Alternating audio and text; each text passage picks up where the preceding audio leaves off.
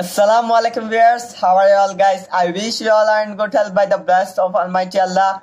Welcome back to my channel Aryan Art Academy and my name is Aryan Alam Farhan. Today I am going to show you guys two type of simple cover page design for your assignment. So if you are new in my channel, subscribe my channel and press the bell icon for the get only notification of my channel. And if you like my video, you can give the thumbs up, and if you don't like my video, you can give the dislike button.